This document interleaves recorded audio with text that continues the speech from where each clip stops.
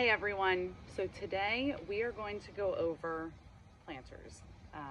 My first passion is planters. I have a small business here in my hometown and I just love being creative and artsy with my planters and just speaking to everyone's uniqueness.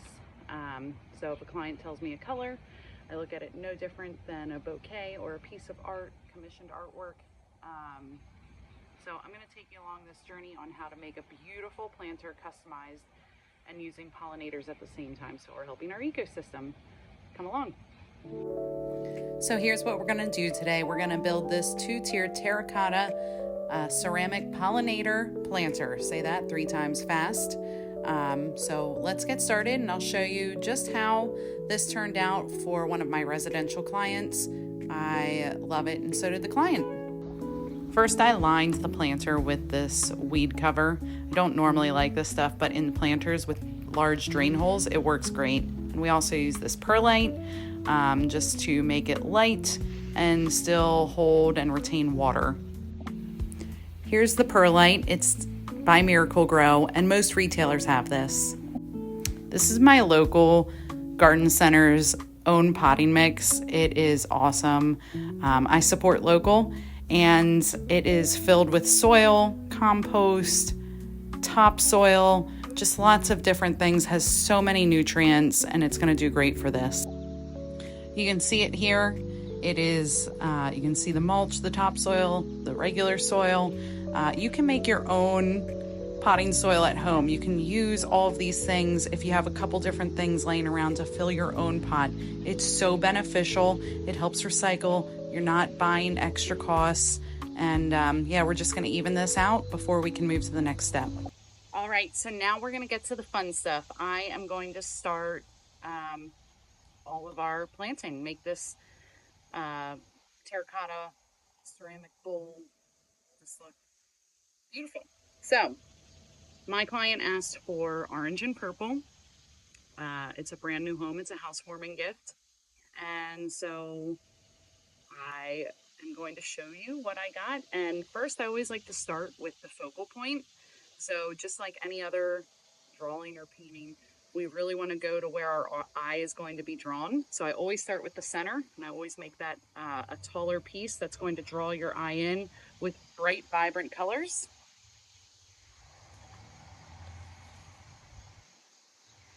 So I'm going to start with our zinnias again. I love these. They really draw in the pollinators with the bright, beautiful colors. These are bright orange. It's the middle of August, so it's not prime time to be planting, but zinnias are really great. They will bloom here in the late summer and then into early fall. So I feel like this is a great flower to plant at this time. So we're going to start with that. Again, I have my soil about halfway filled to the top so that I can just go in later here and fill in the rest. So you can already see that's already coming up to about my head here, and it's already giving you some visual dynamic. Your eye is coming right into a zinnia. So now I'm just going to make sure that it's placed properly, that I like where it's placed, that the flowers are popping the most. Which means I'm just going to twist and turn until we find what we like best. And I'm doing this a little backwards, but I think it looks like right here is where we get the most visual interest. My daughter says I need to do cool transitions in these videos, but I'm not very good at them. So I am going through, I am much better at planting and flowers and art. So I'm gonna take my purple vincas here. They're a nice contrast to those bright orange zinnias. They're also pollinators. These are the tattooed blueberry vincas. And if your vincas go, like if they bloom for a little while, but then they seem to not bloom for about 3 weeks and you think they're done, they're not. They're gonna bloom again.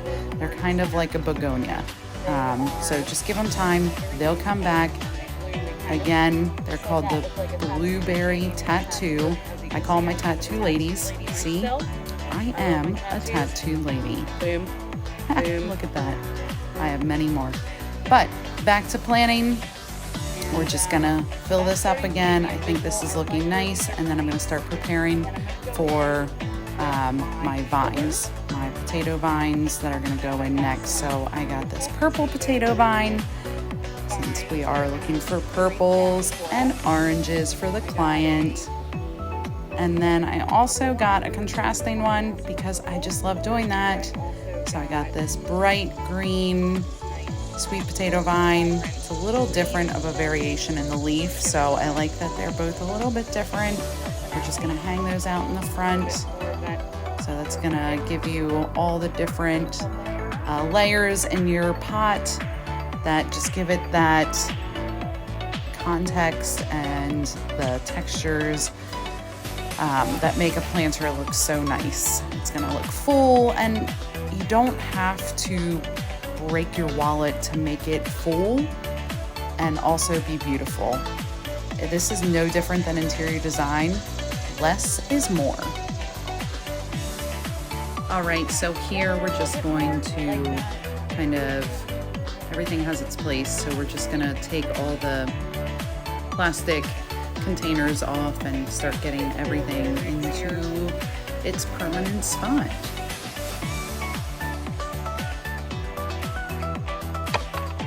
It will not hurt the sweet potato vine or any of your plants if the roots are really long at the bottom of your container.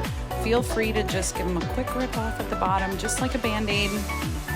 Rip it off quickly. That's my theory. Some of you do it slower. I don't understand that. But you do want to just take those off, and then it will be much easier to get everything else out. So I know I don't have an aerial view of showing you what I'm doing here in the back, but basically my zinnia is in the middle of this pot. I have two zinnias in there now. Both of those are in the middle of the pot. They are the center and our focal point. And then you can kind of see that triangular shape in the plant a little bit. That's how I was taught. You have a triangle shape. That's what gives you visual interest. That's what keeps your eye moving so that you're always focused on the subject, which here is our planter. But now I'm just putting some of those vincas in the back behind the zinnias. And I only put one back there and then I just adjust it. All right, so the mama plant is basically settled. She's looking great, and now we can start on the baby plant. So with baby plant, I got a smaller zinnia, just like the ones that we put in the bigger plant. And then I also got a vinca, which I didn't know if I would have room for that or not, but you can, I did. I made room. And that's my daughter. She's sitting here. She likes to kind of pick on me. I'm a millennial and she is not. And yeah, we have just two different audiences. So thanks. All right, last step on both pots. We're gonna go through with that local potting soil, fill in all the gaps. I already did that part. Now I'm just evening everything out. And we'll do that on both pots, and you'll see what comes next. Ta-da! Mama and baby plant. So cute. Last step before we deliver them, a nice watering. So our client doesn't have to worry for at least the first day. Try and water once a day. Every other day is great too. And last step, these are now delivered to their new home. The client's friend moved in yesterday. This was a housewarming gift for them. So they loved them, both of them, and we are just hoping that they bring so much brightness and joy in their next chapter. So thanks for watching. Peace, love, flowers. We'll see you next time. Don't forget to like and subscribe.